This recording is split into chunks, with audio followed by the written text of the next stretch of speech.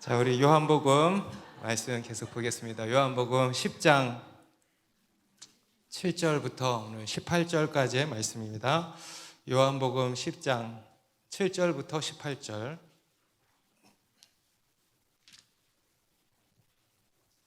7절부터 저랑 한 절씩 교독하겠습니다.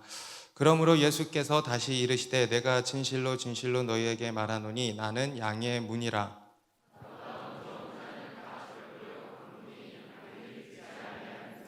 내가 문이니 누구든지 나로 말미암아 들어가면 구원을 받고 또는 들어가며 나오며 꼴을 얻으리라.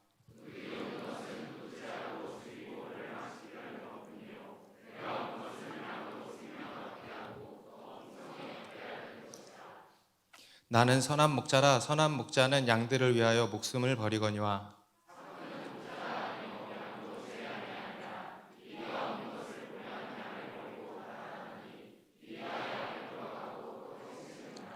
달아나는 것은 그가 삭군인 까닭에 양을 돌보지 아니함이나.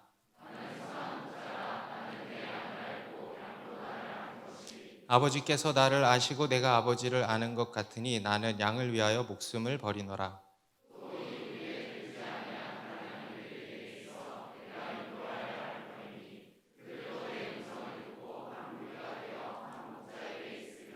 내가 내 목숨을 버리는 것은 그것을 내가 다시 얻기 위함이니 이로 말미암아 아버지께서 나를 사랑하시느니라. 이를 내게서 빼앗는 자가 있는 것이 아니라 내가 스스로 버리노라. 나는 버릴 권세도 있고 다시 얻을 권세도 있으니 이 계명은 내 아버지에게서 받았노라 하시니라. 아멘. 제가 어렸을 적에 어머니와 함께 이렇게 다녔던 교회가 있는데 그 교회 이름이 양문교회였어요. 네. 여러분 양문교회 어딘가에서 들어보신 적 있습니까? 혹시 나도 양문교회 다녔는데 하시는 분들이 있습니까? 여기저기에 이렇게 많이 있더라고요. 어디 양문교회, 어디 양문교회. 뭐 그렇게 오래 다닌 것은 아닙니다만 그래도 저의 어렸을 적에 많은 기억들이 그 교회에서의 기억들이 남아 있습니다. 때때마다 했던 이 달란트 시장, 여러분 달란트 시장 뭔지 아십니까? 네. 크리스마스 때 선극도 하고요. 제가 이래봬도 동방박사 2를 이렇게 맡아서 열연을 한 사람이에요. 네. 그리고 평일날 예배당 강대상에서 친구들이랑 프로레슬링 하다가 사찰 집사님한테 엄청 혼나기도 하고 또 기도할 때 눈 뜨고 친구랑 막 장난쳤다고 주일학교 선생님한테 혼나기도 하고 그러다가 중학교 1학년 때 수련회를 잘 가야 돼. 수련회 갔다가 예수님을 정말 인격적으로 만나고 그때 예수님께 저의 인생을 드리는 그런 일도 있었습니다. 그게 다 그 이제 양문교회에서 이제 있었던 일입니다. 참 감사한 교회죠. 성인이 되고 나서도 그때의 기억들이 가끔 이렇게 생각이 날 때가 있습니다. 그때 참 이랬는데, 그때 정말 이런 은혜가 있었는데, 이런 생각들이 들 때가 있습니다. 그런데 그때 그런 생각이 들 때마다 항상 제 머리 한켠에 스쳐 지나가는 또 하나의 생각, 하나의 궁금증이 있었는데 그게 뭐냐면 왜 교회 이름이 양문교회일까? 왜 양문교회? 심지어는 양문교회가 또 되게 많은 거야. 그래서 왜 다 양문교회라고 하지? 그런 궁금증이 있었어요. 그런데 제가 이번에 설교 준비하면서 문득 그 생각이 드는 거야.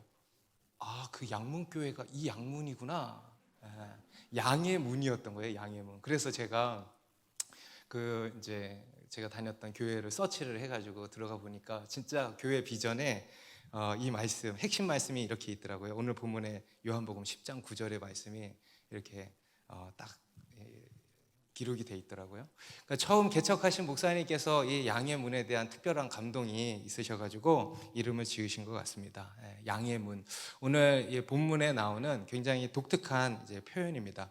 우리 앞에서 예수님께서는 자신에 대해서 목자와 양의 비유를 두시면서 나는 선한 목자다 하고 자신을 선한 목자로 소개를 하셨습니다. 오늘 본문 11절에도 그렇게 말씀하고 있죠. 나는 선한 목자라. 그러면서 이 선한 목자의 첫 번째 특징에 대해서 우리 앞 본문에서 살펴봤었습니다. 여러분, 목자의 가장 첫 번째 역할 뭐였어요? 양들을 인도하는 것이라 그랬죠. 양들을.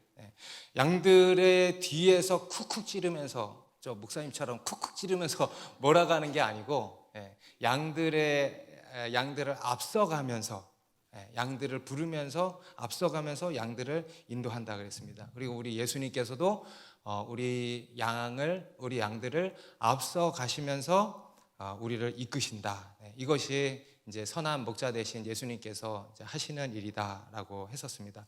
그리고 이제 오늘 본문에서는 선한 목자의 두 번째 역할이 소개되고 있습니다. 바로 양의 문이라는 거예요. 양의 문 7절입니다. 같이 읽습니다.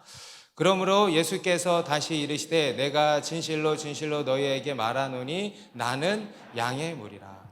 나는 양의 문이라. 앞에서도 이미 설명을 드렸지만 이 요한복음에는 예수님의 이 기적들이 7가지의 기적이 정선되어서 기록이 되어 있고요. 그리고 또 예수님의 자기 소개, 자기 선언도 7가지로 딱 정선이 돼서 기록이 되어 있습니다. 그것을 일명 에고 에이미 선언이라고 그랬죠. 에고 에이미. 에고는 헬라어로 나는, 에이미는 뭐뭐이다. 그래서 나는 뭐뭐이다. 이 선언이었습니다. 그래서 그 첫 번째 선언이 나는 생명의 떡이다. 아멘. 그리고 두 번째가 나는 빛이다 그랬어요. 그리고 세 번째가 이제 오늘 본문에서 나오는 나는 양의 문이다라는 겁니다. 예수님의 이 에고 에이미 선언 중에서 이제 가장 독특한 표현이라고 생각이 됩니다. 우리 뒤에도 가면요, 나는 부활이고 생명이다, 또는 나는 길이요 진리요 생명이다, 또는 나는 참 포도나무다. 이에 있어서는요, 우리가 바로바로 뭐가 터져 나와요? 아멘이 터져 나오죠.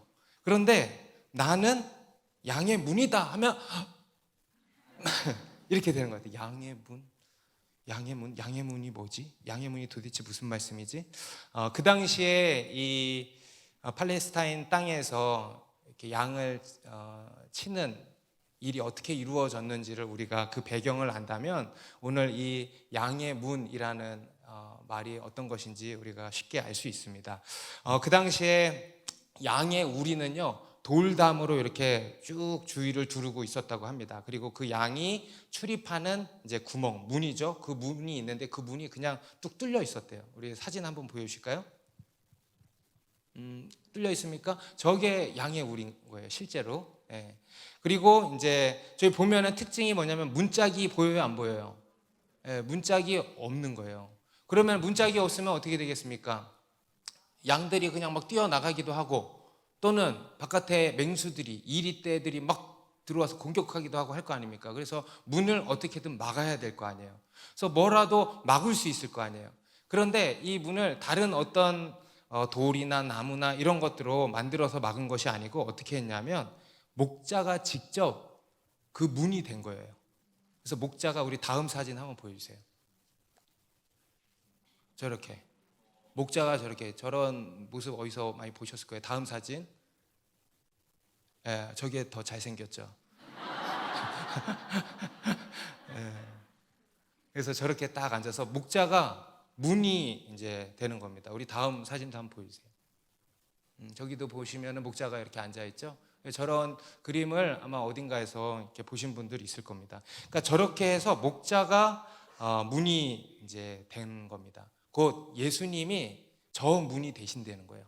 예수님이 양의 문이 되신다. 양을 위한, 양 우리의 문이 되신다. 친히 문이 되신다. 이런 겁니다. 그러면 예수님께서 양의 문이 되신다. 이 비유도 뭔가 이렇게 의미가 담겨 있는 거 아니겠습니까? 예수님이 양의 문이 되신다. 어떤 의미일까? 여러분, 문은 어떤 역할을 합니까? 문은 어떤 의미가 있습니까? 우리 몇 가지 우리가 의미를 이제 생각할 수 있겠는데, 첫 번째로 문은 안과 밖을 구분하는 역할을 하죠. 그죠? 그래서 문 안에, 여러분들 본당문 안에 들어와 있죠? 그죠? 그리고 본당문 밖에 있는 분들이 있으실지 모르겠습니다. 지각하셔가지고. 문 밖에 있고, 이렇게 문 안과 문 밖을 이렇게 구분하는 역할을 하는 거예요. 그래서 예수님이 양의 문이시다라는 것은 예수님이 그렇게 구분하는 역할의 문이시다 이겁니다. 그래서 이제 실제로 우리 이 세상의 인간을, 여러분 성경적 세계관으로 보면은 이 세상의 인간을 딱 두 부류로 나눌 수 있죠. 한 부류는 예수 믿는 사람, 그리고 예수 안 믿는 사람. 그죠? 다시 말해서 하나님 안에 거하는 사람, 그렇지 않은 사람. 하나님의 사랑 안에 들어와 있는 사람, 그렇지 않은 사람. 그렇지 않은 사람은 뭡니까? 하나님의 심판 아래에 놓여 있다라고 할 수 있겠죠. 그리고 좀 더 적나라하게 표현을 하면은 예수님께서도 표현을 하신 겁니다. 하나님의 자녀와 누구 자녀? 사탄의 자녀, 마귀 자녀, 이렇게 갈리는 겁니다. 그런데 이 갈리는 문이 누구시라는 거예요? 예수님이시라는 겁니다. 그리고 두 번째로 문은 외부의 이제 침략으로부터 보호해주는 역할을 합니다. 옛날 고대 사회에서도 이렇게 성읍에서 살 때 전쟁이 나면은 악착같이 지켜야 되는 게 뭐예요? 성문을 지켜야 되는 거예요. 성문을 막아라 그러잖아요.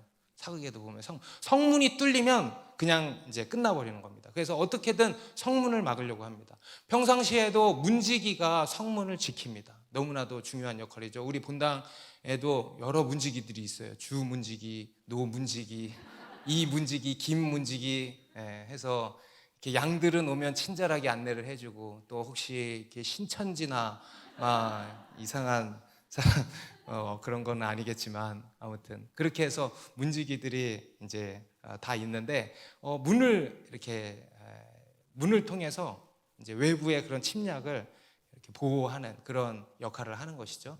여러분 혹시 어렸을 때 그런 경험들이 다 있으실 것 같은데, 어렸을 때 밤에 식구들이 다 어딜 가버리고 나 혼자 자야 될 때, 그죠? 저는 성인이 돼서도 그렇더라고. 와이프랑 맨날 같이 자다가 와이프가 단기 선교 가면 일주일 동안 혼자 자야 되는데 무섭더라고요. 난 예수 믿는 사람들에게 귀신을 무서워하는 것도 아닌데 이유 모를 이런 무서움이 있는 거예요. 그래가지고 문을 열어놓고 잘까 닫고 잘까 이런 고민할 때 있지 않아요? 그러다가 결국은 뭘 선택하냐면 문을 열어놓고 자. 그러고는 자면은 계속 문을 보는 거예요. 나만 그런가 봐. 잠을 설쳐요. 그래가지고 막 잠 자다가 잠깐 깨면 또 문 나도 모르게 보고 또 문 보고 이러다가 잠을 설친 적이 있으시죠? 없어요? 네. 근데 제가 오늘 이 말씀을 보면서 참 은혜를 받았어요. 제가 그 문에 나무 문이잖아요, 방문이. 근데 그 문이 예수님이 되어주신다는 거예요. 와, 너무 안전하다. 여러분, 우리 인생의 방문이 되어주시는 겁니다. 예수님이요, 우리 인생의 문이 되어주시는 거예요. 혹시 그래서 잠 못 주무시는 분들은 오늘 푹 주무시기 바랍니다. 그 문에 예수님이 다 문이 되어주시고 나를 지켜주신다는 겁니다. 이런 이제 의미인 거예요. 그리고 세 번째로 이 문은 어딘가로 들어가는 문입니다. 여러분, 우리가 어딘가로 들어갈 때 항상 어디로 들어가요? 문으로 들어가죠. 그래서 이 문을 가지고 어떤 우리 인생의 그런 어떤 비유물로 이렇게 사용을 하기도 하지 않습니까? 저도 예전에 결혼할 때 와이프랑 웨딩 사진을 찍은 컷 중에서 그런 장면이 있어요. 대문을 활짝 열어놓고 그 앞에서 이렇게 고개 돌리고 찍은 사진이 있어요. 여러분, 그 문이 뭐겠어요? 그 문이 결혼으로 들어가는 문, 그런 문을 의미하는 거죠. 그러니까 이런 비유로도 문이 이제 많이 사용이 되는 겁니다. 여기서 예수님이 말씀하신 나는 양의 문이다 하는 것도 마찬가지입니다. 어딘가로 예수님을 통해서 들어가게 된다는 거예요. 여러분, 어딜 들어가겠습니까? 하나님께로 들어가는 문이 되신다라는 겁니다. 우리 요한복음 14장 6절에서는요, 예수님이 내가 곧 길이요 진리요 생명이니 나로 말미암지 않고는 아버지께로 올 자가 없느니라 그랬습니다. 예수님이 하나님께로 우리가 하나님께로 가는 길이시라고 이렇게 말씀을 하는 거죠. 같은 맥락인 겁니다. 예수님은 하나님께로 들어가는 문이시고 또 길이신 것입니다. 그렇다면 여러분, 하나님이 예수님께서 그렇게 문이시라고 한다면 우리는 어떻게 해야 될까? 그 문으로 들어가야 되겠죠. 우리 앞에서는 예수님이 문으로 들어가시면 우리가 어떻게 해드려야 된다 그랬어요? 문을 열어드려야 된다 그랬잖아요. 그런데 여기서는 예수님이 내가 또 양의 문이다 그러시는 거예요. 그러면은 우리는 어떻게 해야 될까요? 감히 내가 어떻게 예수님을 뚫고 들어가나 이럽니까? 내가 문이다 그러면 그 문으로 들어가는 것입니다. 그리고 그럴 때 여러분, 그 문으로 들어오니까 어때요? 놀라운 일이 벌어지는 거예요. 우리 9절에 보면 같이 읽습니다. 내가 문이니 누구든지 나로 말미암아 들어가면 구원을 받고 또는 들어가며 나오며 꼴을 얻으리라. 누구든지 나로 말미암아 들어가면 구원을 받고. 여러분, 누구든지입니다. 아멘입니까? 여러분, 누구든지 내가 어떤 사람이건, 내가 어떤 죄인이건, 내가 어떤 연약함이 있건, 누구든지, 할렐루야, 누구든지 나로 말미암아 들어가면 구원을 받는다. 곧 예수님은요, 구원으로 들어가는 문이시라는 겁니다. 곧 영원한 하나님의 나라로 들어가는 문이시라는 겁니다. 이미 이 땅 가운데 보이지 않지만 이미 임한 하나님이 통치하시는 그 나라, 그 세계 안으로 들어가는 문이시라는 겁니다. 우리 지난주에는 우리 그리스도인의 인생이 하나님의 인도함을 받는 삶이라 그랬잖아요. 그죠? 그 얼마나 놀라운 인생입니까? 그런데 그 인생으로 들어가는 문이 되신다는 겁니다. 우리 눈에 보이는 물질 세계는 똑같습니다. 완전히 같아 보입니다. 하지만 그 문으로 들어가면은요, 우리의 인생이 확 달라지는 겁니다. 여러분, 예수 믿는 자와 예수 안 믿는 자가 똑같은 물질 세계를 살고 있지 않습니까? 하지만 이 두 부류의 인생은요, 완전히 다른 것입니다. 똑같은 물질 세계를 살지만 완전히 다른 세상을 사는 것입니다. 하나는 하나님이 다스리시는 그런 특별한 세계를 사는 것이고요, 하나는 그냥 사는 거예요. 그래서 인생의 목적도 또 이유도 없이 유리방황하면서 사는 인생을 사는 겁니다. 똑같은 물질 세계 안에서 두 세상을 살아가는 것이라고 할 수 있는 겁니다. 그래서 우리가 예수 그리스도를 통해서 들어가면은요, 이러한 하나님의 특별한 세계 안으로 들어가게 된다는 겁니다. 우리가 주일 예배 때 종종 이런 고백들을 하지 않습니까? 눈에 보이는 거, 눈에 보이는 현실은 똑같은데 내 인생이 완전히 달라졌다는 거예요. 예수 믿고 그 다음날 자고 일어나는데 삶이 완전히 달라졌다는 거예요. 우리 준범 형제님도 아까 간증하는데 보세요. 간증하기, 예수 믿기 전의 고백과 예수 믿고 나서의 고백이 분명히 다르잖아요. 그죠? 여러분, 복음은요, 분명한 것입니다. 그래서 복음이 우리의 인생 가운데 들어오면은요, 우리의 고백도 분명하고 우리의 인생도 분명한 거예요. 아리까리하다 그러면은 가짜인 거예요. 복음은 분명해요. 그래서 복음이 들어간 인생도 분명한 겁니다. 고백이 완전히 달라지잖아요. 무슨 얘기냐면 인생이 달라진 거예요. 쇠뇌당한 게 아니고 인생이 달라진 거예요. 어떻게 그럴 수 있는가? 예수 그리스도의 문으로 들어간 것입니다. 혹시 이 자리에 아직 그 문 밖에 계신 분들이 계시다면 오늘 이 자리를 빌어서 그 문으로 들어가시기 바랍니다. 예수 그리스도를 나의 구원자로 믿으셔요. 그래서 그 구원의 문으로 통과해서 들어가시기 바랍니다. 그러면 구원을 얻게 되고 하나님의 놀라운 세계 안으로 들어가고 여러분들의 인생이 완전히 바뀌게 될 것입니다. 그리고 이제 여기서 나는 양의 문이라고 하는 것에는요, 어떤 의미가 담겨 있냐면 유일성을 내포하고 있습니다. 유일성. 이 문은 유일한 문입니다. 누구든지 나로 말미암아 들어가면 구원을 받는다. 여기서 한 가지 생략된 것이 바로 오직이에요. 오직 누구든지 나로 말미암아 들어가면 구원을 받는다. 구원의 유일성이 담겨 있는 것입니다. 오늘 우리가 사는 이 세상은 뭐라고 그럽니까? 예수님은 여러 구원의 도 중에 하나라 그러죠. 그죠? 불교에도 구원이 있고 이슬람에도 구원이 있고 힌두교에도 구원이 있고 저기도 구원이 있고 다 구원이 있고 그 중에 하나가 예수 그리스도다 그러는 거예요. 그래서 어디로 가든지 어느 종교로 통하든지 착하게 선하게 그냥 양심에 거리끼지 않게 살기만 하면 다 구원을 받는다. 사람들은 이런 것에 더 큰 매력을 느끼고 이것을 더 선한 것이라고 여깁니다. 혹시 우리 가운데도 그렇게 생각하시는 분들 계십니까? 그런데 여러분 한번 상식적으로 한번 생각해 보시기 바랍니다. 여러분, 우리가 이 세상을 보면은요, 중요한 것들, 소중한 것들은요 다 한 개밖에 없어요. 여러분, 태양이 두 개일 수 있습니까? 태양이 몇 개입니까? 한 개예요. 달이 두 개일 수 있습니까? 달 하나예요. 여러분의 어머니가 둘일 수 있습니까? 나를 낳아주신 어머니가 둘일 수 있습니까? 하나예요. 여러분의 조국 몇 개예요? 조국도 하나예요. 여러분, 둘일 수가 없어요. 그 외에 우리에게 소중한 것들 있죠? 우리에게 소중한 것들은 모두 하나인 것입니다. 그러니 하나님도 한 분이시고 구원도 하나예요. 다 하나인 겁니다. 우리가 천국으로 들어가는 길도 하나예요. 바로 예수 그리스도 한 분이신 겁니다. 그래서 오직 예수인 거예요. 그런데 세상은 오직 예수라 그러면 기독교인들은 배타적이고 독선적이다. 어떻게 그럴 수 있냐. 다 여러 갈래지. 그런데 여러분 그렇게 생각해 보시라니까요. 우리 이 세상에 중요하고 소중한 것들은요 다 하나예요. 그런데 하나님은 어떻겠습니까? 그런데 구원의 도는 어떻겠습니까? 다 하나인 것입니다. 우리 사도행전 4장 12절에서도요 분명히 이렇게 말씀합니다. 다른 이로서는 구원을 받을 수 없나니 천하 사람 중에 구원을 받을 만한 다른 이름을 우리에게 주신 일이 없음이라 하였더라. 오직 예수 그리스도만이 유일한 구원의 통로이시고 문이신 줄 믿으시기 바랍니다. 그리고 두 번째로 그 문으로 이제 들어가는 것뿐 아니라 뭐라고 하시냐면 9절 후반부에 들어가며 나오며 꼴을 얻는다. 들어가며 나오며 꼴을 얻는다. 출입하며 꼴을 얻는다.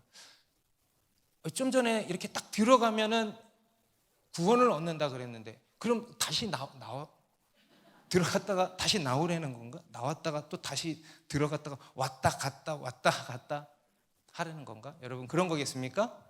그런 게 아니죠. 이것은 또한 다른 이제 비유인 것입니다. 교회도 이렇게 다니는 사람들이 있어요. 들어왔다가 또 다른 데 또 갔다가 또 다시 생각나서 들어왔다가 또 바람 쐬러 한번 나갔다가 또 다시 들어왔다가 답답하면 또 나갔다가 여러분 그런 게 아니라는 겁니다. 여기서 들어가며 나오면은 뭐냐면 들어가며 나오면 영적인 교제를 의미합니다. 우리 구약 성경에도 보면 출입한다라는 이제 표현이 나와요. 출입한다. 하나님 앞에서 출입한다. 또 사람들 앞에서 출입한다. 조금 어렵게 이렇게 표현이 되어 있는 건데 이게 다 뭐냐면 교제를 의미하는 거예요. 교류. 그래서 하나님과의 영적 교제가 이루어진다는 것이고 그 가운데서 뭘 얻느냐 하면 꼴을 얻게 된다는 거예요. 꼴. 여러분 꼴이 가축들이 먹는 양식 있죠. 양들은 풀 뜯어 먹으니까 풀 이런 것들이 이제 다 꼴이에요. 꼴. 그래서 우리 영혼의 꼴을 얻게 된다는 거예요. 여러분 우리 육신을 위해서 뭘 먹어야 돼요? 밥 먹어야죠. 육신의 양식을 먹어야죠. 그죠? 그런 것처럼 우리 영혼의 양식도 있다는 거예요. 우리 육신의 양식보다 더 중요한 게 우리 영혼의 양식, 영혼의 꼴입니다. 하나님의 말씀을 먹는 거 그런 것들이 다 영혼의 꼴이에요. 그래서 이 꼴을 얻게 된다는 겁니다. 우리 10절에도 보면요. 10절도 같이 읽습니다. 시작. 도둑이 오는 것은 도둑질하고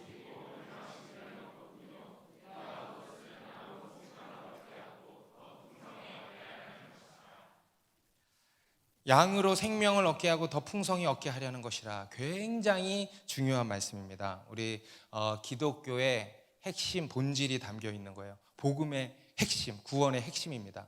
양으로 생명을 얻게 하고 더 풍성히 얻게 하려는 것이라. 이게 기독교의 본질이고 목표입니다. 이게 구원의 핵심이에요. 생명입니다. 생명. 따라해보세요. 생명. 저는요 이 생명이라는 단어를 얘기하면 너무 좋아요. 생명. 살아계신 하나님을 고백하면 너무 좋아요. 생명의 하나님. 그 하나님이 우리에게 영원한 생명을 주셨다. 할렐루야. 그러면은요 너무 좋고 이 생명 그냥 온몸에 전율을 느끼는 것 같습니다. 너무 감사해요. 여러분 우리가 흔히 생각하는 생물학적인 생명은 그게 진짜 생명이 아니라 그랬습니다. 그것을 포함한 그 이상의 진짜 생명이 있는 겁니다. 성경은요 그 진짜 생명을 말씀합니다. 영적인 생명, 영원한 생명, 참 생명. 우리 인간이 죄로 말미암아서 빼앗겨버린, 잃어버린 그 생명, 우리에게는 그 생명이 있어야 된다라는 겁니다. 그 생명을 우리가 얻어야 된다 이겁니다. 그것을 가지고 바로 구원이라 그러는 거예요. 그래서 생명은요 구원의 핵심 본질입니다. 구원의 핵심은 생명에 있는 겁니다. 여러분 우리 인간의 행복도 마찬가지예요. 여러분 행복하길 원하시죠? 그런데 여러분 세상 사람들은 행복하기 위해서 이런 것들을 저런 것들을 소유하려고 합니다. 그죠? 이런 저런 것들을 누려보려고 합니다. 그런데 그렇다고 행복해집니까? 아니죠. 우리 인간이 행복하지 못하는 이유가 뭔지 아세요? 진짜 있어야 할 한 가지가 없어서 그렇습니다. 바로 생명이 없어서 그래요. 여러분 우리가 행복하게 되는 것은요 오직 생명에 있습니다. 여러분 지금 행복하시죠? 여러분이 행복한 이유가 뭔지 아세요? 생명 때문에 그래요. 생명이 있으니까, 그 생명을 느끼니까 거기서 행복이 나오는 거예요. 얼마 전에 우리 한 새신자 형제님이 교회에 처음 왔는데, 교회에 온 이유가 우리 소개할 때 그랬어요. 행복을 찾아서 왔다는 거예요. 너무 잘 오신 거죠. 여러분, 그 행복이 뭐라는 거예요? 생명이라는 거예요. 따라합시다. 행복은 생명에서 나온다. 여러분, 우리 인간의 행복의 핵심은요, 또한 생명인 것입니다. 우리가 이 예수 그리스도를 믿으면 이 생명을 얻게 된다는 겁니다. 그리고 그것이 바로 구원이고, 그리고 그럴 때 우리는 진정으로 행복해진다라는 겁니다.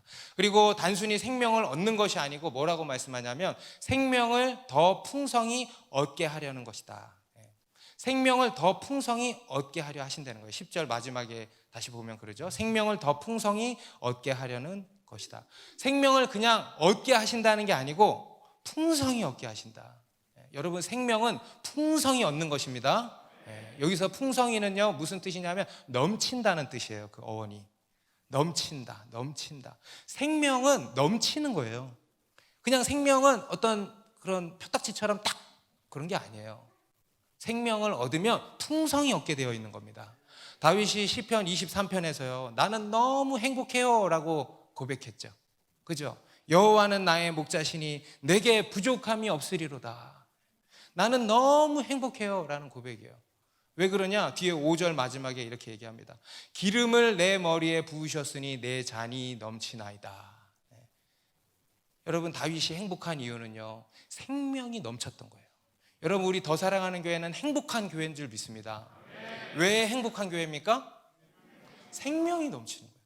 생명이 있으니까 이게 왜 행복한지도 모르고 행복한 거예요. 이것저것이 없고 이런저런 문제가 많고 한데 어때요? 행복한 거예요. 그래도 행복한 거예요. 그게 바로 생명이라는 것입니다. 생명으로 행복해지는 거예요. 그런데 반대로 여기 10절에 보면요, 누구도 나오냐면 도둑도 나와요. 도둑. 여러분, 선한 목자만 있는 것이 아니고 누구도 있어요? 도둑과 강도도 있습니다. 여러분, 도둑이 우리를 수시로 찾아온다는 것을 꼭 기억하시기 바랍니다. 그리고 그 도둑이 오는 이유는 뭐라 그래요? 도둑질하고 죽이고 멸망시키려는 것 뿐이다 그러죠. 여러분, 이 10절의 말씀의 맥락을 통해서 도둑질한다. 여러분, 뭘 도둑질하는 걸까? 그래, 생명을 도둑질하는 거야. 우리의 영혼을 도둑질하는 거예요. 여러분, 태초에 사탄이, 뱀이 인간을 속여서 빼앗아 간 게 뭐예요? 도둑질해 간 게 뭐예요? 영원한 생명 도둑질해 갔잖아요. 그 생명을 도둑질해 간다라는 겁니다. 여기서 도둑과 강도는 우리 앞에서도 1차적으로는 유대 종교 지도자들을 지칭해서 예수님이 말씀하신 거라 그랬습니다. 그리고 그 당시에 활동했던 이단들, 거짓 교사들 두고 말씀하신 겁니다. 그런데 궁극적으로는 이 도둑은 누굽니까? 사탄이에요. 사탄의 세력. 여러분, 사탄이요, 이 세상에 오만 것들을 가지고 우리 가운데 침투해 들어온다라는 겁니다. 오만 것들을 가지고 우리 안에 들어와서 도둑질 한다는 거예요. 도둑질. 우리의 영혼을 도둑질하고 우리의 생명을 도둑질 한다는 겁니다. 여러분, 대표적으로 사탄이 사용하는 게 뭘까? 뭘까? 뭐야? 돈, 만문. 여러분, 돈이면 단줄 아십니까? 말은 아니라고 하겠죠. 하지만 우리 그리스도인들 중에 보면 돈이면 단줄 알고 사는 사람들이 얼마나 많은지 몰라요. 물론 돈이 필요하죠. 물론 돈이 어느 정도 우리에게 만족감을 주고 안정감을 주고 편리함을 가져다 주죠. 그런데 여러분, 돈을 쫓으면 될까 안 될까? 돈을 쫓으면 돈이 뭐가 되는 거예요?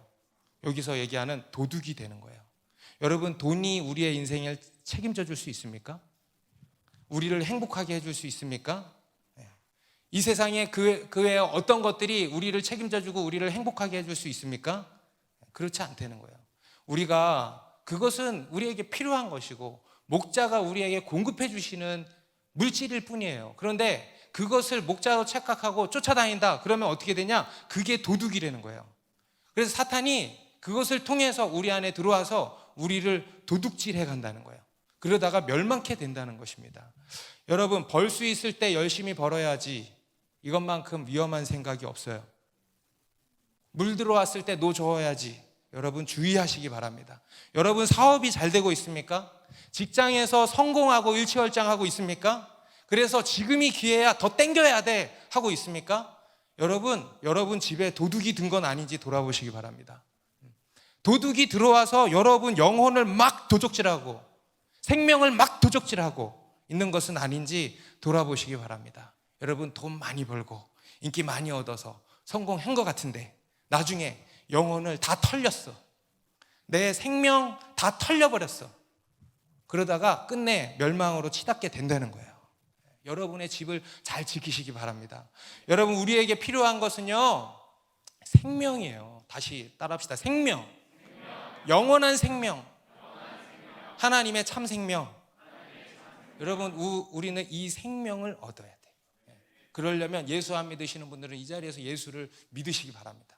예수 그리스도의 그 문으로 들어가시기 바라요. 그러면 생명을 얻게 됩니다. 그리고 그 문으로 들어가신 여러분, 그 문을 출입하면서 하나님과 교제하면서 이 생명의 꼴을 풍성히 얻으시기 바랍니다. 생명이 풍성해지시기 바랍니다. 여러분 그것이 바로 참된 행복인 겁니다. 그리고 두 번째로 선한 목자는 어떤 특징이 있냐? 양들을 위하여서 목숨을 버린다는 거예요. 여러분 우리가 예수 그리스도를 통해서 생명을 풍성히 얻습니다. 그런데 여러분 그게 그냥 이루어지는 게 아니에요. 예수님은 생명이시니까 그냥 막 이렇게 주시나 보다. 여러분 그런 게 아니라는 거예요. 하나님 편에서 엄청난 대가 지불이 있었던 것입니다. 바로 예수 그리스도의 희생으로 말미암아서 우리에게, 죄인된 우리에게, 받을 자격 전혀 안 되는 우리에게 그 놀라운 생명이 풍성하게 부어지는 것입니다. 예수님의 희생이 있었던 거예요. 우리 11절 같이 읽습니다. 시작. 나는 선한 목자라. 선한 목자는 양들을 위하여 목숨을 버리거니와. 나는 선한 목자라. 앞에 나는 양의 문이라 했잖아요. 그것과 사실 하나로 묶여 있는 거예요. 그런데 이제 여러 의미가 있어서 이렇게 요한이라고 한 저자가 두 가지로 이렇게 나누어서 얘기를 한 것 같아요. 나는 양의 문이라, 그리고 나는 선한 목자라. 여러분 우리 하나님은 좋으신 분입니다. 아멘입니까? 우리 하나님은 선하신 분입니다. 우리 하나님은 완전한 사랑이십니다.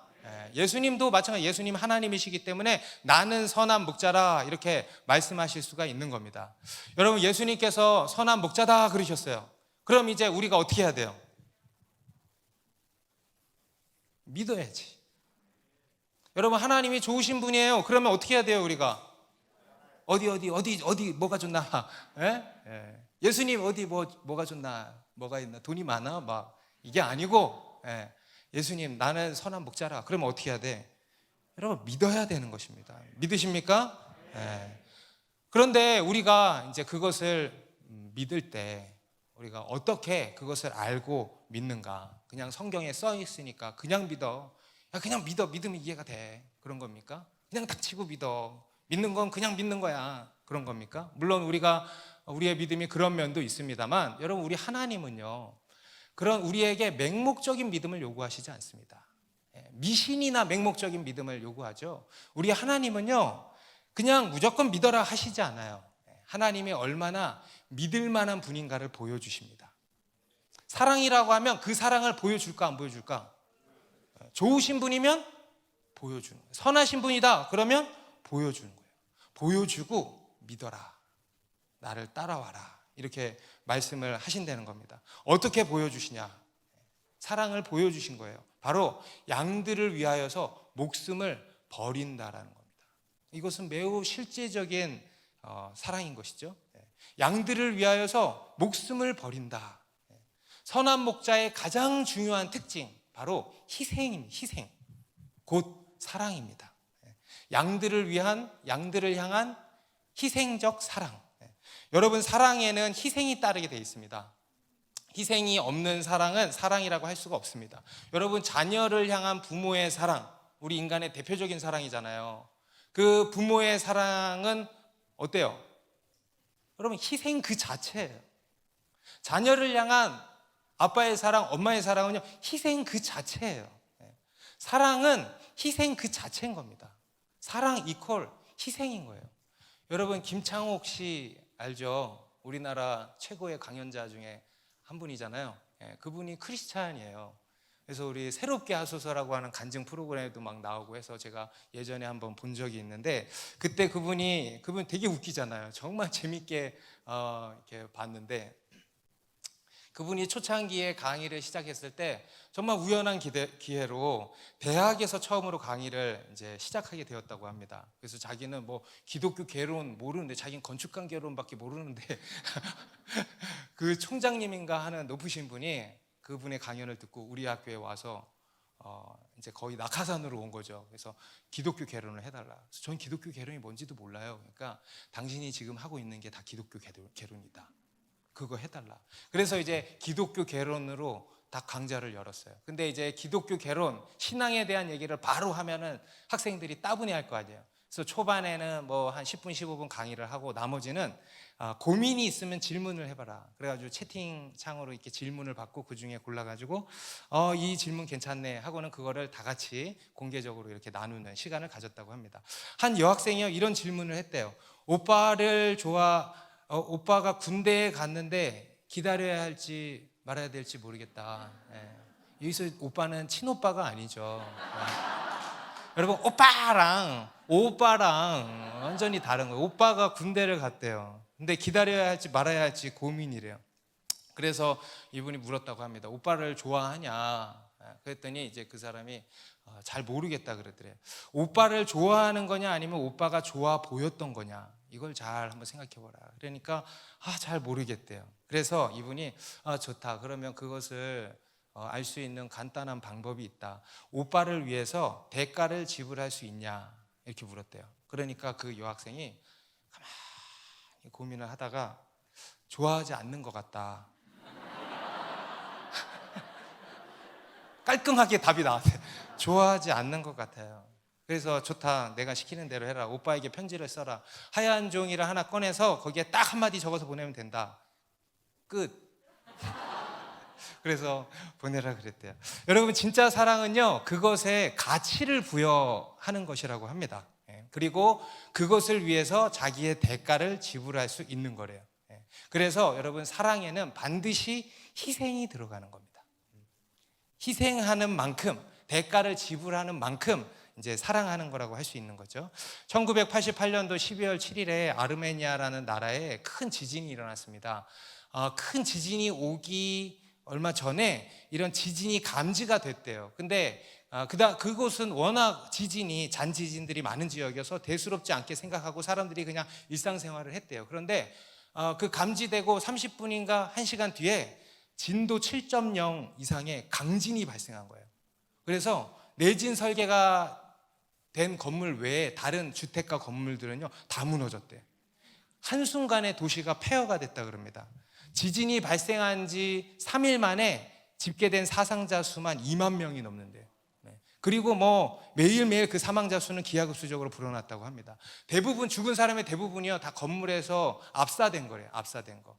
그런데 그때 무너진 9층 건물의 잔해 속에 한 모녀가 갇히게 됐대요. 26살짜리 어머니 스잔나 페트로시안과 4살 된 딸 가야니라고 하는 아이가 건물의 잔해 속에 갇히게 됐대요. 얼마나 두렵겠어요. 옴싹달싹 못하는 거예요. 이게 여진만 오면은 무너져 내릴까 하는 그 공포, 조금만 움직여서 무너져 내리면 어떻게 하나 하는 공포. 그래서 그 안에 갇혀서 온갖 그 공포 속에 있는 거예요. 그런데 이제 시간이 지나니까 이제 이 아이가 갈증과 배고픔으로 인해서 너무 지친 거예요. 막 울기 시작하는 거예요. 엄마 배고파. 엄마 너무 목이 말라. 엄마 너무 목이 말라. 이 스잔나 엄마가 해줄 수 있는 게 뭐가 있겠어요? 아무것도 해줄 수 있는 게 없는 거예요. 그래서 이렇게 막 보니까 한쪽에 부서진 유리 조각이 하나 있는 거예요. 그래서 그 유리 조각으로 손가락을 찔러서 딸에게 자기 피를 먹인 거예요. 그리고 딸이, 여러분도 혹시 이런 일 생기면 이렇게 하세요? 굉장히 좋은 방법인 것 같아요. 딸이 보챌 때마다 차례차례 손가락을 베어가지고 아기 입에 이렇게 물린 거예요. 그리고 시간이 얼마가 지나냐면 14일이 지났어. 14일을 버틴 거예요. 그리고 극적으로 구출돼서 다행히도 엄마와 딸 모두 무사히 구출되었다 그럽니다. 그렇게 빠져나온 어머니 스잔나의 10손가락이 어떻게 됐겠습니까? 피범벅이 되어 있더래. 피범벅이. 여러분, 이게 바로 사랑인 거예요. 사랑. 여러분, 사랑은요, 자기 희생입니다. 성경에서도 말씀하는 사랑, 성경에 담겨있는 모든 사랑에 보면은요, 다 희생이에요. 아가페의 사랑, 희생적인 사랑입니다. 여러분, 유다가 베냐민을 사랑했어요. 그게 뭡니까? 내가 베냐민 대신 갇히겠습니다. 자기 이복 동생임에도 불구하고 내가 갇히겠습니다. 내가 그냥 갇히겠습니다. 나를 잡아가시면 안 되겠습니까? 한 거. 여러분, 이게 예수 그리스도의 사랑을 예표하는 유다의 희생적 사랑이었던 겁니다. 여러분, 구약의 제사에서 가장 중요한 게 뭐예요? 피잖아요. 피. 제물의 피. 여러분, 피가 뭘 의미합니까? 생명, 그리고 희생. 여러분, 생명과 희생은요, 하나로 엮여 있는 거예요. 희생이 있는 곳에 생명이 또한 있는 거예요. 희생, 예수 그리스도의 피, 예수 그리스도의 희생적 사랑을 보여주는 것입니다. 그리고 오늘 본문에도 보면 이 선한 목자는 양들을 위하여서 목숨을 버린다 그럽니다. 그냥 양들을, 선한 목자는 양들을 사랑한다라고 하지 않아요. 사랑이란 단어는 하나도 없어요. 양들을 위하여서 목숨을 버린다는 거예요. 그게 곧 사랑이다 이겁니다. 희생이 곧 사랑이라는 거예요. 그리고 실제로 예수님께서 그렇게 하신 거죠. 양들을 위해서 죽으신 거죠. 십자가에 달려서 죽으신 거죠. 죄로 인해서 멸망당해야 할 우리를 위해서 십자가에 달려 죽으신 거죠. 우리의 죄 때문에 우리를 대신해서 십자가에서 갈기갈기 온몸이 찢겨져서 달려 죽으신 거예요. 자기를 희생하신 겁니다. 예수님이 친히 희생 제물이 되어 주신 겁니다. 그렇게 우리를 사랑해 주시고 우리를 향한 하나님의 사랑을 확증해 주신 겁니다. 우리 로마서 5장 8절 같이 읽습니다. 시작. 우리가 아직 죄인 되었을 때에 그리스도께서 우리를 위하여 죽으심으로 하나님께서 우리에 대한 자기의 사랑을 확증하셨느니라. 예수님께서 우리를 위하여 십자가에 달려 죽으심으로 하나님이 우리에 대한 자기의 사랑을 확증하셨느니라. 여러분, 우리 하나님은 사랑이십니다. 하나님은 좋으신 분이십니다. 선하신 분이십니다. 우리를 끝까지 책임지시는 분이십니다. 어떻게 할 수 있냐고요? 어떻게 할 수 있을까? 십자가를 통해서 아는 거예요. 여러분, 하나님의 사랑을 알기를 원하십니까? 그렇습니까? 그럼 십자가를 보세요. 십자가를 보고 알 수 있는 거예요. 십자가가 분명한 그 증거예요. 인류의 역사 가운데 2000년 전에 갈보리 언덕에 세워진 십자가, 그에 매달려 죽으신 예수 그리스도의 그 희생, 그게 하나님의 사랑의 분명한 팩트라는 겁니다. 증거라는 겁니다. 그것이 우리를 향한 하나님의 사랑인 거예요. 그 십자가를 보고 그 십자가를 믿으시기 바랍니다. 어제 설교 준비하면서 문득 오래전에 저희 교회에 오셨던 어느 한 선교사님이 해주셨던 얘기가 생각이 났습니다. 어느 두 형제 이야기예요. 어느 한 도시에 두 형제가 있었어요. 어떤 사고였는지는 모르겠는데 그들의 부모님이 사고로 어느 한 날 둘 다 갑자기 죽게 된 거예요. 그때 그 형제들의 나이가, 형의 나이가 불과 10살도 채 안 되었던 그런 어린 나이였습니다. 그들을 돌봐줄 친척이 없었던 건지 나몰라라 한 건지 모르겠는데 그들을 돌봐줄 사람들이 전혀 없었어요. 이 험난한 세상에 그냥 그 둘만 남겨지게 된 겁니다. 고아 신세가 돼버린 겁니다. 형은 동생을 너무너무 사랑했어요. 그리고 동생도 형의 사랑을 받으면서 형만 늘 쫓아다녔겠죠. 형 이러면서. 형은 동생을 너무 사랑했고 동생을 위해서 늘 희생하고 헌신했어요. 먹을 것이 생기면 동생 먼저, 옷가지가 생겨도 동생 먼저. 그리고 그 어린 나이에 자기가 할 수 있는 벌이가 되는 일들을 다 찾아서 했습니다. 그래서 어떻게든 동생을 먹여 살렸어요. 그런데 여러분, 그 어린 아이에게 그 삶의 무게가 얼마나 무겁습니까? 지칠 대로 지치고 지친 거예요. 그렇게 지쳐가다가 어느 날 어느 한 교회로 인도함을 받게 되고 거기서 극적으로 예수님을 만나게 된 거예요.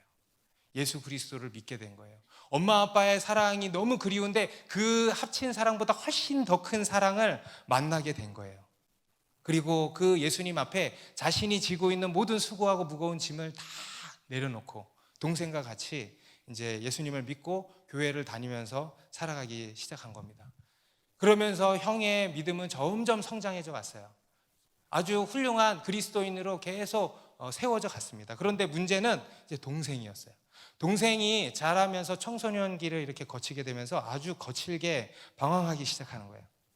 그토록 형만 졸졸 따라다녔던 이 동생이 이제 형 말을 안 듣고, 그리고 형에게 반항하고 대들고 하기 시작하는 거예요. 그리고 나쁜 친구들을 만나기 시작하면서 걷잡을 수 없이 방황하게 된 겁니다. 온갖 못된 짓을 다 하고 다니고, 형과의 마찰도 잦아지고, 이제는 교회도 나가지도 않는 거예요.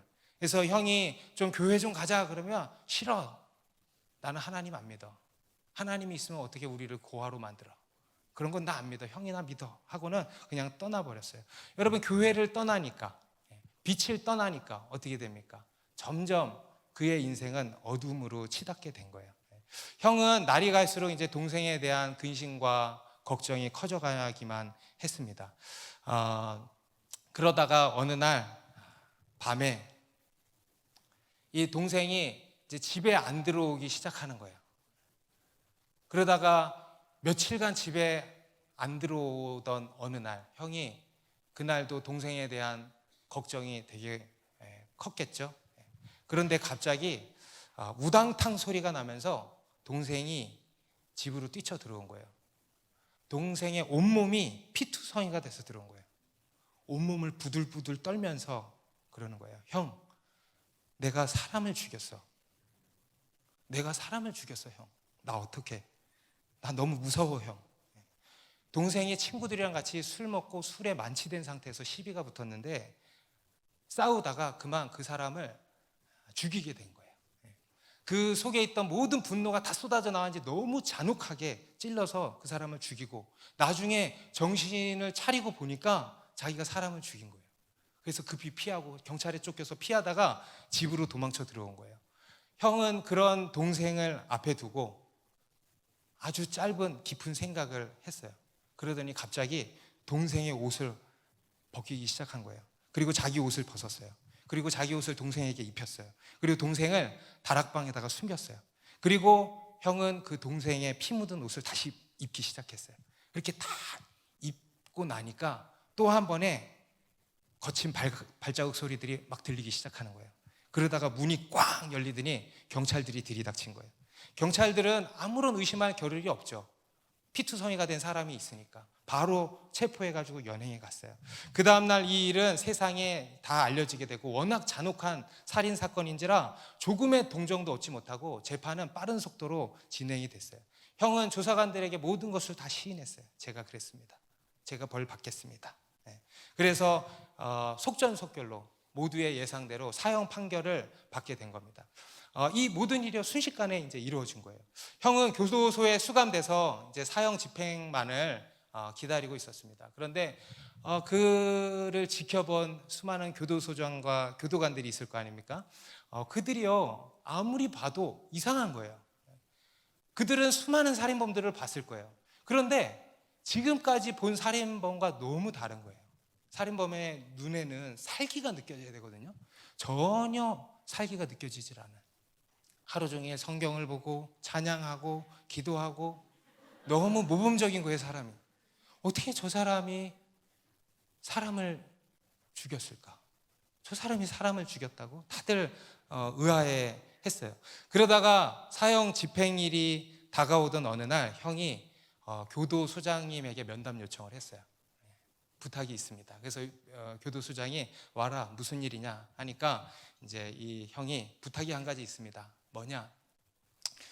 제가 사형 집행이 이루어지고 나면 이 편지를 위의 주소로 좀 전달해 주십시오 하면서 편지 한 통을 전한 거예요. 그러면서 두 가지 부탁을 했어요. 아무도 열어보지 못하도록 그 봉인된 부분에 소장님의 직인을 지금 찍어 주십시오. 그리고 두 번째로 꼭 제가 사형 집행이 되고 나서야 전해줘야 됩니다. 그랬더니 그래, 알겠다, 그렇게 한 거예요. 그리고 때가 되어서 이제 형은 사형 집행이 이루어졌어요. 그토록 자기가 기다리던 천국으로 들어가게 된 거죠. 그리고 이 교도소장은 약속대로 부하 직원을 시켜서 그 편지를 위에 적힌 주소로 이제 보냈어요. 부하 직원이 그 주소를 찾아갔어요. 똑똑똑똑똑똑, 아무런 인기척이 없는 거예요.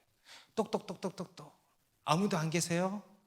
똑똑똑똑똑똑, 여기 누구누구 집 아닙니까? 똑똑똑똑똑똑, 누구누구로부터 편지가 있습니다. 누구 집 아닙니까? 똑똑똑똑똑똑. 그러니까 그 안에 있던 동생이 형의 이름을 들은 거예요. 형으로부터 편지가 온 거예요.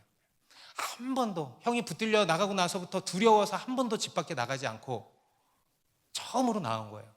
이 교도관이 그 동생을 보고 화들짝 놀라서 주랭랑 치며 도망갔대. 귀신 몰고를 하고 나와가지고 너무 뭐야 귀신이다 하고는 그 편지를 그냥 대충 지워주고는 도망가 버렸대. 동생은 형의 이름이 적힌 편지를 보고 깜짝 놀라서 그 편지를 열어봤어요. 사랑하는 동생아. 그리고 첫 줄에 적힌 한 문장이 눈에 확 들어왔어요. 난 오늘 너의 죄의 옷을 입고 너 대신 죽는다. 그것을 읽는 순간 이 동생이 직감한 거예요. 형에게 무슨 일이 생겼구나. 형에게 무슨 일이 생겼다는 직감이 확 든 거예요. 그래서 그 길로 바로 그 편지를 들고 교도소를 향해서 달려갔어요. 그리고 교도소 문을 두드리기 시작한 거예요. 꽝꽝꽝꽝 두드리면서 우리 형은 아무 죄가 없어요. 우리 형은 사람 죽이지 않았어요. 다 내가 한 거예요. 내가 죽인 거예요. 우리 형을 빨리 풀어주세요. 교도소장이 이 소식을 들었어요. 교도소장이 이 소식을 듣고 어쩐지 그거였구나. 어쩐지 이상하더라. 그거였구나. 그런데 여러분 어쩌겠습니까? 이미 다 끝나버린 거예요. 그래서 이 교도소장이 나가서 그 동생에게 야 이 자식아 다 끝나버렸어. 진작에 왔어야지. 네 형 벌써 죽었고 이 사건은 다 끝나버렸어. 다 끝났어. 그냥 돌아가. 동생은 대성통곡을 하기 시작했습니다. 그리고 그 길로 집으로 돌아와서 깊은 슬픔과 죄책감에 잠기게 됐습니다. 한참을 울면서 고통스러워 하다가 다시 형이 보낸 편지를 주워들어서 읽기 시작했어요. 아까 그 딱 한 줄만 보고 그랬는데 이제 천천히 읽은 거예요. 사랑하는 내 동생아, 너와 함께 했던 20여 년의 시간이 내겐 정말 꿈같은 시간이었단다.